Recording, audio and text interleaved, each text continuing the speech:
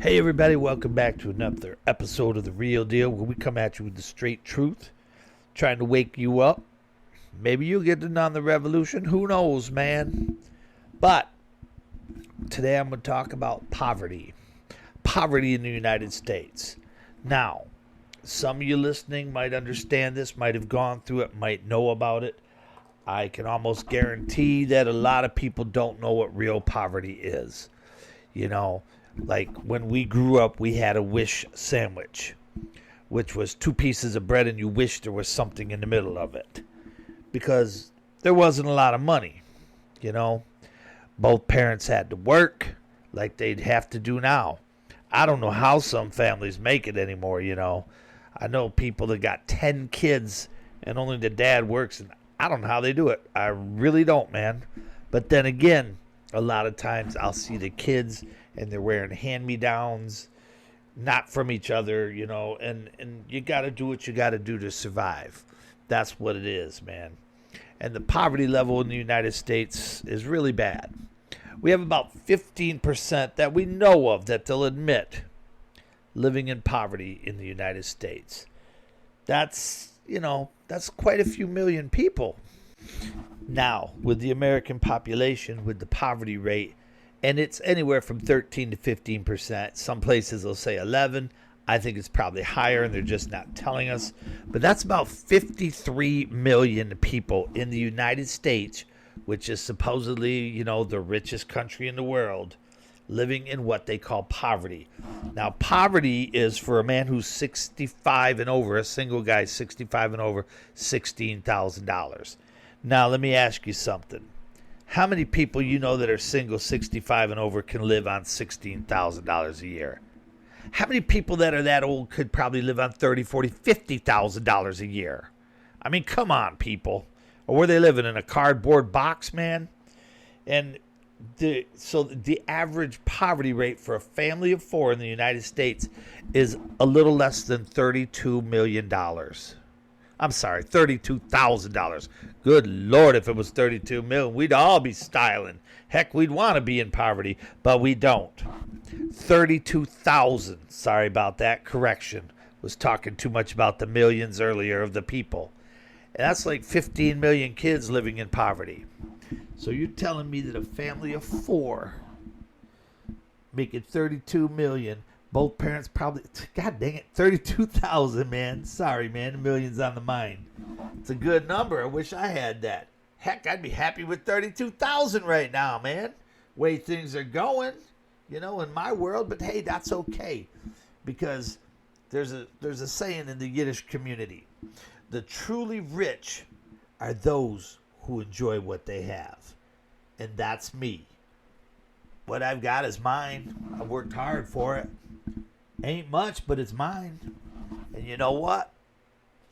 It is what it is. So I enjoy it. So that makes me truly rich. And that's the problem with our society. You got a lot of people that can give of themselves, that have a lot of things they don't really need. They don't appreciate it. They got their 2 and 3 boats and their house on the lake and all this other stuff. And they'll try to say, well, I worked hard for that. Well, these other people are working hard. They just can't make ends meet. Just like this weekend on May 9th, like it is every Saturday on the Mother's Day. They've been doing this for many years. The United States Postal Service has a food drive where they go around and collect food and non-perishable items. You can put anything out there. You can put food. You can put pet food, because that helps out a lot. Toilet paper, cleaning supplies, household supplies, hygiene supplies, tampons, because they're pretty high out there from what I understand. You could be really nice and go out and spend $100 on some groceries for the poor. And not just once a year like this. You can do this all the time. I know a lot of people. I know a lot that step up and do a lot. And they don't ever tell anybody about it. They just do it the way it's supposed to be done. Then there's others that every time they give a dime to a homeless guy, they got to take a video of it and brag about how great they are. Then there are others that will give to the poor, but let others know, so maybe they'll do it too. Like, they're not getting the accolades, but it's like, I went to the soup kitchen today and volunteered.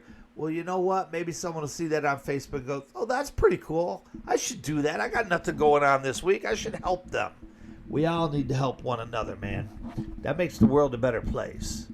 And I'm telling you, this big, bright, shining ball of blue, up in space, it looks very peaceful, but you come down here and the human race is here, and it's not very peaceful.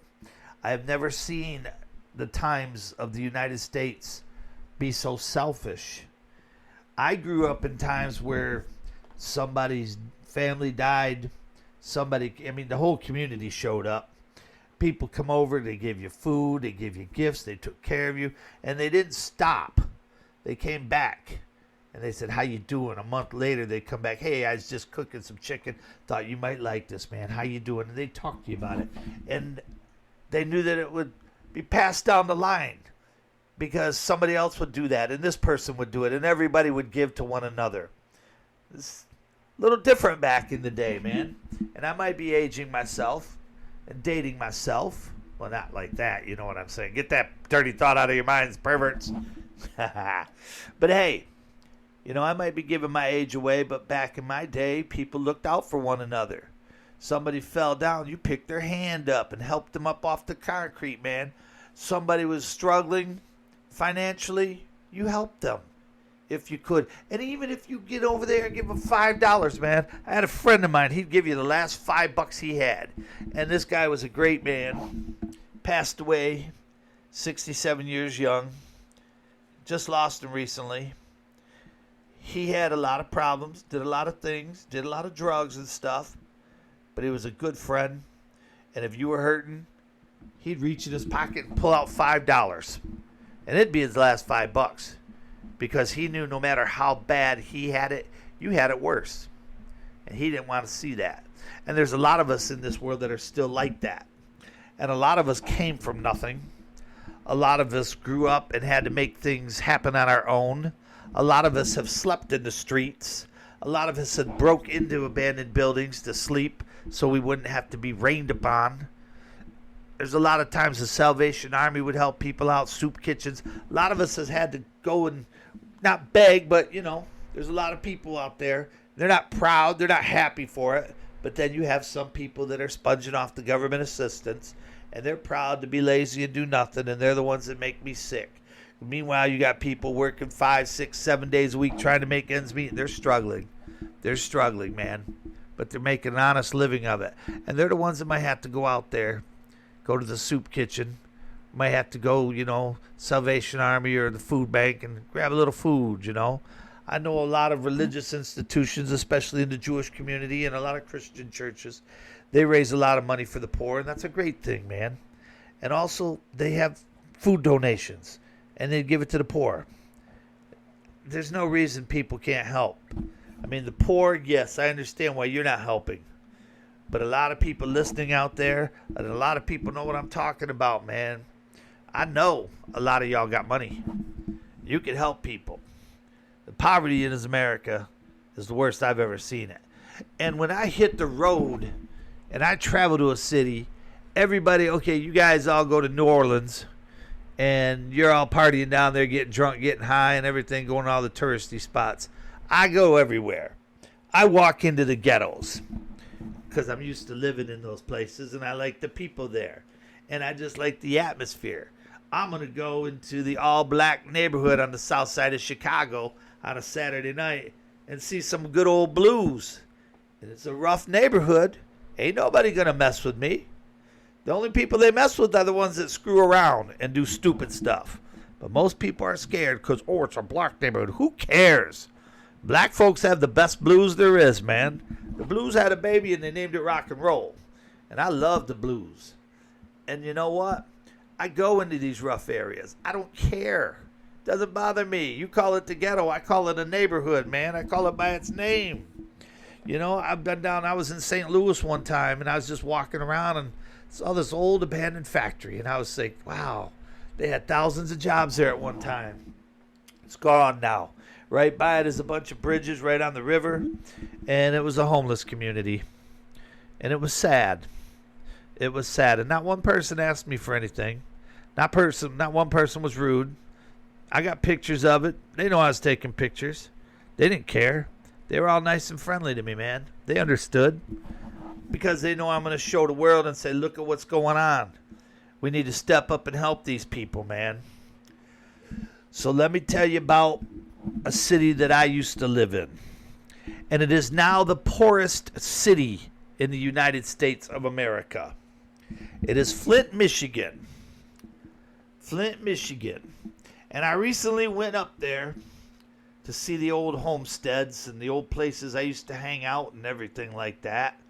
And I will say this, they're trying in the downtown area. They're trying really hard, man. But once you leave the downtown area, the college area, the Hurley Hospital area, shoot, man, it's a mess. It's worse than when I was there, and it's worse. I've never seen it this bad. 1 in 6 houses in Flint, Michigan are abandoned. And at one time, Flint, Michigan, had the largest factory in the world, Buick City. I had family that lived there. Worked there. Well, I had families. I still got friends up in Flint town, man. Family's all gone, though. They've left this world. But I had family and a lot of friends, of course, that worked up in Buick City. Buick City was the largest factory in the world. It went from like Pearson to Stewart. And if you know Flint, that's a lot of area. And they started one end to the other. They built the whole cars up in there. They built them, and it was like mostly American made. The parts were made here in Michigan at smaller factories. They kept all these people employed, man. There were little small factories around Flint area, like in Fenton area like that, and it was good. People were making money, and people were able to live. And some people do bad things with their money. That's on them. But you know what? Flint was affordable, and you could have a decent home there, and everything was groovy. Now, Buick City is gone. Buick City is gone, and I'll tell you why. Because too many freaking people are buying cars. There might be made in America. I hear that all the time. Well, it's made in America, right? Of 90% foreign parts coming from overseas. And it's foreign companies that are building the cars here. The reason they build them here and build the factories here, so they can hire non-union employees. Well, they're providing jobs. Yeah, all right. What kind of jobs are they providing? The jobs we used to have. All that freaking money goes back overseas to Toyota. Companies like that tried to kill us, that literally did kill us in World War II and other factions. And what do? They build stuff here to avoid the taxes and tariffs, because we charge those guys. If you want to send a car in here, you have to pay an import tax. Well, they said, it costs us too much. We have to charge more for the car, so nobody will buy it. Okay, we're going to send a Chevrolet to Japan. Well, we're going to charge you a lot of taxes and tariffs on it so people can't afford it.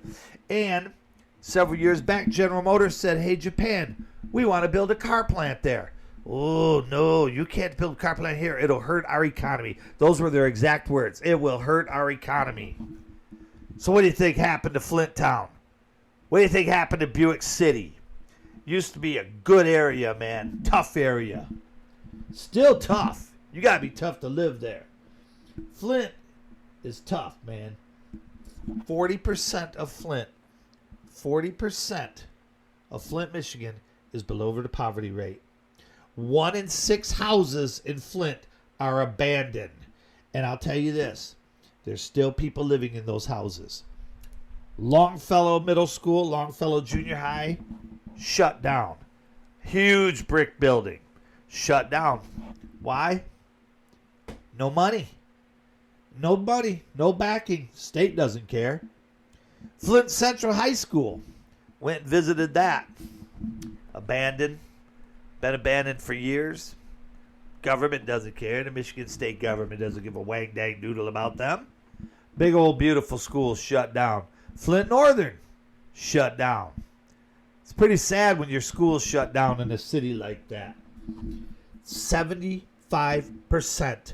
of the people under 18 in Flint are living in poverty. And that's a heartbreaking number.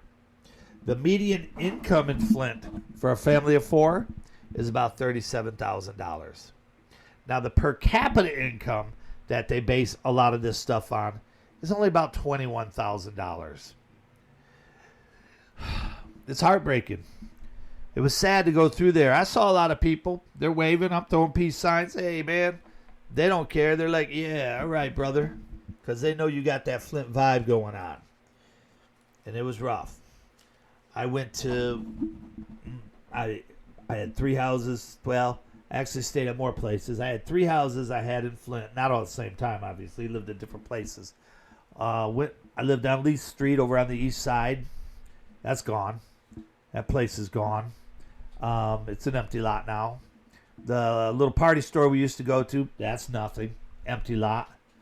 The house where my child was born, decent neighborhood. We lived in a nice neighborhood. It's an empty lot. House next to it was an empty lot. House across from it's boarded up. I'm telling you, man, it was harsh. It was harsh, man. There's 79,000 people living in Flint. 16 years ago, there was over 100,000 people living in there. You know, and the economy was struggling then. And I'm telling you the truth. The reason the economy's struggling is because you're not buying enough American cars. And let me tell you something. You might buy a car made by Dodge. Who owns it? Who owns Chrysler Corporation? Fiat. Fix it again, Tony. And what side were they on during World War II? Who did Fiat support? Oh, right, the Nazis. Like I'm going to give freaking money to any Nazis. General Motors, the only connections they had to the Nazis is they had a plant over there in Germany, an Opel plant. And once the Nazi invasion started going on and once the war started, they abandoned it. They're like, well, we're out of some money, but we don't want to be associated with them people. Ford Motor Company? I give them credit. They're still an American company, but that boy was a Nazi. And I'll give Tesla credit. Tesla is the most American-made car. I wish he was unionized, and I'm not a big fan of Musk, but I give him credit. His cars are built here in America with mostly American parts. Now, in 1960, Flint had over 200,000 people in it. That city was booming. And they built more cars there than they did in Detroit, which they call the Motor City. Now, Detroit's a lot like Flint, only there's more people still. And same thing, downtown area is nice. Get out of the downtown area, drive a couple miles. You'll see the real Detroit, man. But most people won't do that. They have it set up so you can go down there to the restaurants and the coliseums and the sporting arenas and the concert venues, and then you can easily hit the highway and get out of town without having to go through the hood. They do that on purpose. So, since 2002, 24 years ago, over 20 schools in Flint Town have closed down. 20 schools, man. Think about that. Think about that. What city have you ever lived in where a school closed down and went out of business? And some of it's because there's not enough kids anymore. Most of it is because there's no money. And the state puts money into Flint, but not as much as you want. The only time the Democrats and the Republicans, well, I won't say this. The Republicans do a pretty decent job. They try. But the Democrats only come around when they want the vote. Flint's a predominantly black city. So they come out there every now and then and say, hey, we're going to do this, we're going to do that, and we'll give you reparations. Yay. I was up there one time a few years ago, and there was a politician running for Senate. And here's all these abandoned buildings and fences and walls that are like all abandoned properties. And there's a brand new sign up there for him running for Senate. I'm like, you got to be freaking kidding me. You know he didn't come up there to do it because they don't care. They just had 2 elementary schools recently closed down in Flint Town. Is it because the population's down? Maybe. Or is it because they got to put them all in one building because there's no freaking money anymore? There's no money in Flint Town, people. And like I said, the state doesn't care. The state doesn't care. When you go up to Flint Town, there are churches that are out of business. There are banks that are out of business. You will see Arby's that is out of business. You will see restaurants, chain outfits, they're out of business.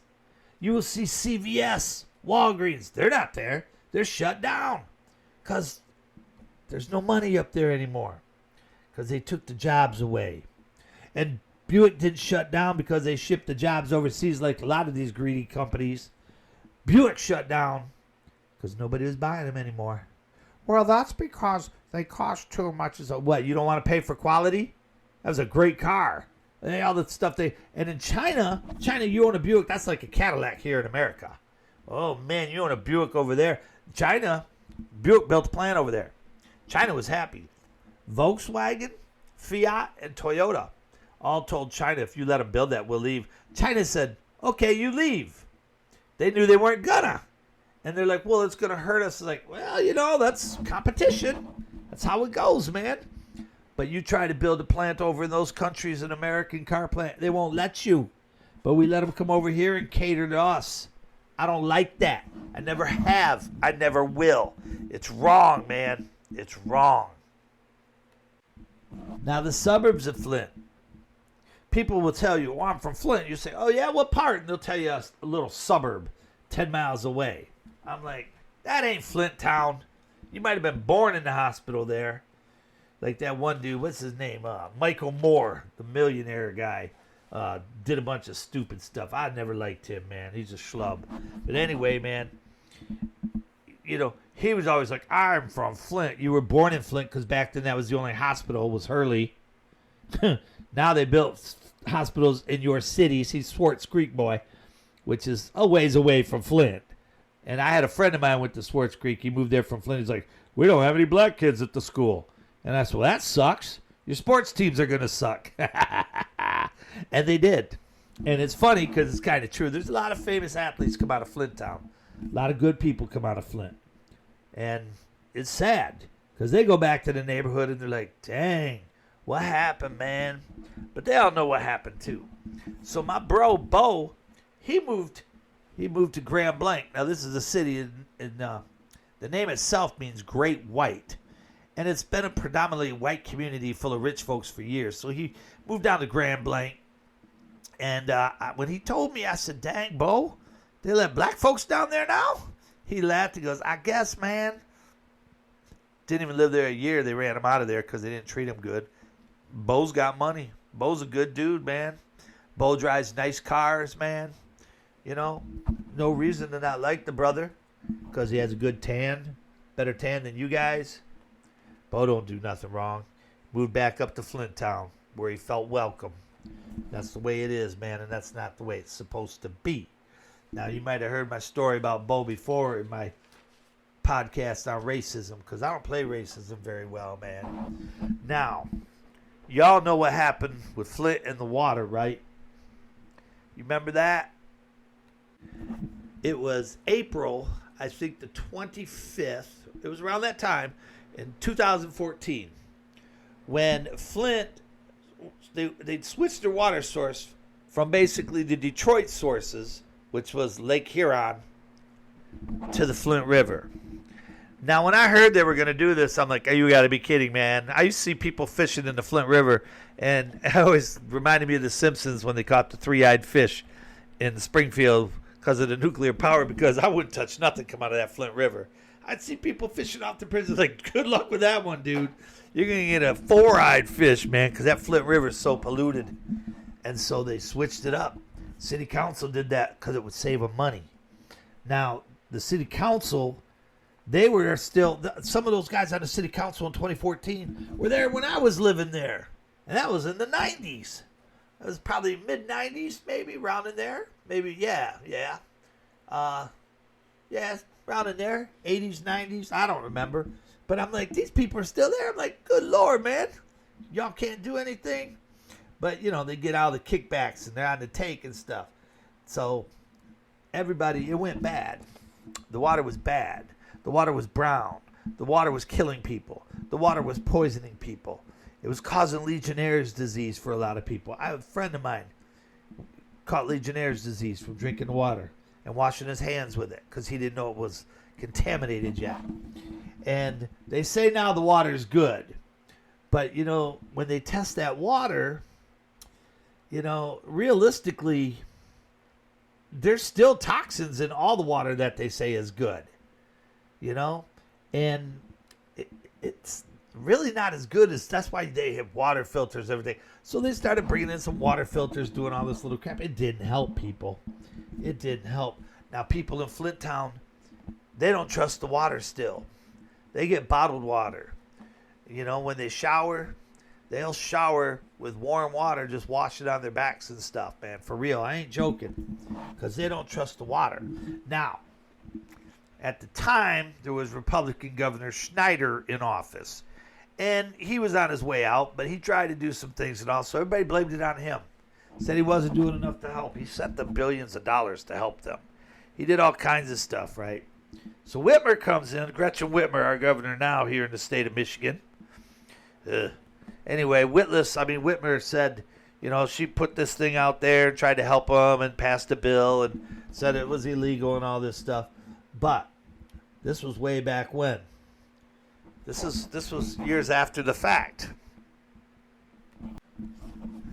So this was 2018. She's been in office for 8 years.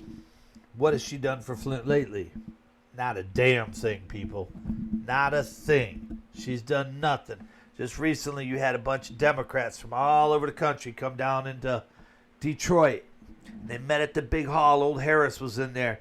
And let me tell you, a lot of black folks were there. So, of course, Harris put on the black charm, Lord, what we got to do now? And I'm sitting there going, you know what? That's freaking racist. Talking like that to black folks. Just be yourself. She doesn't talk like that. Kind of like when Hillary was down south going, my word, it's so good to be down south here in Bama, y'all sons of onions. I can't believe people do that and then still vote for idiots like that. What's wrong with y'all? Wake up. So anyway, the Dems have done nothing. They didn't do nothing. They don't go to the hood in Detroit. They don't go see real Detroit. They go to stay in the fancy 5-star hotels. And there's some in Detroit. Oh, there's some down in Flint Town. Well, they're south of Flint. They're like about 15, 20 minutes away. But they didn't do anything about it. And 25% of the city went into a Great Depression. This is just what they know about, too. This is just it's documented. And had PTSD from dealing with that water crisis. I'm sure there's more. You got little kids crying. Mommy, I can't get a drink of water. Mommy, why is the toilet brown? I didn't poop in it. You don't get it, do you? They don't care. But Flint is a tough city. Flint is a resilient city. And you got to be tough to live there. Because there's some hard times now, man. There's some hard times in the city. And Flint's, like I said, it's a predominantly black city. It's about, 55%. Let's go a little higher with your biracial people. Probably 65% to 35% with black and white, But the whites and blacks all get along there. They live in the same neighborhoods. I mean, they get along. Why can't most people do that? It's not that hard, man. Because they all got something in common. They're working class people, and they're tough. They're Flint tough. FLI Flint Town, baby. That's a great city, man. It's just depressing. I went to 2 of my old houses that are still standing. And, they were decent neighborhoods back then. Actually, the doors were wide open. The windows were out. So I went inside and took pictures and checked it out. And it was really sad. Because I got a lot of memories from these places. And I could sit and tell you where the sofa was, where the chair was, where I'd get a phone call, and where I got that one phone call, and this, that, and the other. It was sad to see it. All the houses around were boarded up or gone. And I walked into the one house, and there was like a little bedroom set up. Somebody had snuck some mattresses in there and stuff. I'm glad I didn't bother them, but there's people living there. And I found some paperwork and stuff. Shows the house had been abandoned since 2017. 9 years. 9 years that place has been abandoned, and it's still sitting there. And you know why they don't tear it down? Even though it's falling apart, there's holes in the wall. Because they can't afford it. And the government doesn't help them. Flint can't afford it. They got more important things to do, like help feed the kids. A lot of homeless up in Flint. And they're living in them houses. They're squatting in there, and I have no problem with that. I have no problem with them squatting in the empty schools, man. I have no problem with them doing that. But I do have a problem with the reason they have to do it. Because we're supposed to be the richest country in the world. And how come nobody's stepping up? How come nobody's stepping up? So in Gretchen's first budget proposal of 2027, she took $5 million from Flint Town. Why you taking money from Flint, bitch? I'll say it like it is. Why you taking money from Flint? You know? They don't want to help them. They don't care. They don't go down there and they try to get anybody to vote. And if they do, it's going to be downtown at a decent place. And there's going to be security everywhere. And I guarantee you, it's so funny. Like when I see people protesting in, like, let's say Detroit, which is another, I think Detroit is the blackest city in America. Either that or Jackson, Mississippi. Not that it matters, but you'll see all these people protesting down there. It's like, for an 80% black community, there's only 4 blacks out of 1,000 people. What does that tell you? It tells you these people are racist and don't care about the brothers and sisters down there. And I'm sick of it, man. It's ridiculous. And there's still high taxes. There's still high taxes just because there's poverty in Flint. Old Gretchen there, she still ups the taxes on everybody. She don't care. She's rich. You know how much Gretchen's worth? Now, this is probably on the low end that we don't know about, but she's worth a couple $1 million, about $3 million. She's got houses all over the state. She's got a cottage which is worth about $500,000. You know, she's got investments and retirement accounts. Plus, she's going to get a pension from being governor. And she's got this fancy, in a very nice community, Elk Rapids, got about a $500,000 house. Oh, plus she comes from money. Her daddy was rich. Oh, poor Gretchen, she struggled so much. Now, the governor's salary in the state of Michigan is about $159,000 a year. That might not seem like an amount of money, but you're not doing anything. She doesn't work weekends. She doesn't work nights. And when she does, she's sitting on her butt. That's not real work. You know what real work is? People in Flint Town. That's real work, man. That's right. And I brought up Michael Moore earlier, you know. Now, Michael Moore, y'all know him. That's that big fat movie guy. He's worth about $30 million. He hasn't done much to help Flint. He owns 9 properties, condos, apartments. He went around, and his first movie he made was Roger and Me. That's what it was, because that was the head of General Motors. And he was going through Flint Town, and he was making Flint look kind of bad, showing some of the people in there, you know, and some of the things he was showing, and not the community, but the people more. And I didn't really like that. And it was kind of like, and people across America were like, well, look at those people. They're dumb. They're inbreds. They're hicks. Look at all the Negroes, you know.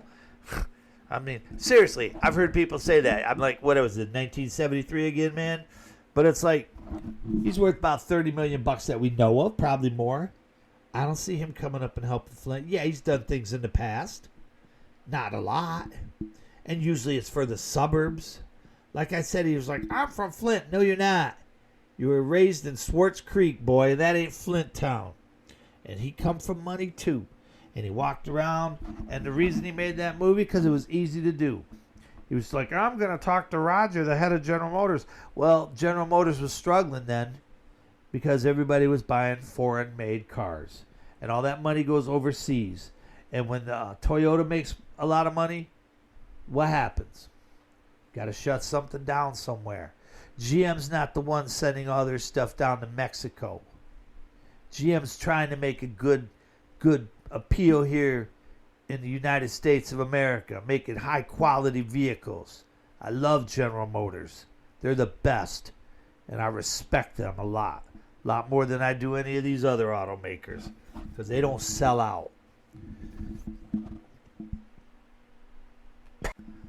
But you got all these rich folks come out there, man, from all over the country. You got all these rich people all over the country don't do anything to help anybody. You got billionaires, millionaires. If I had $100 million, you know what I'd do with it?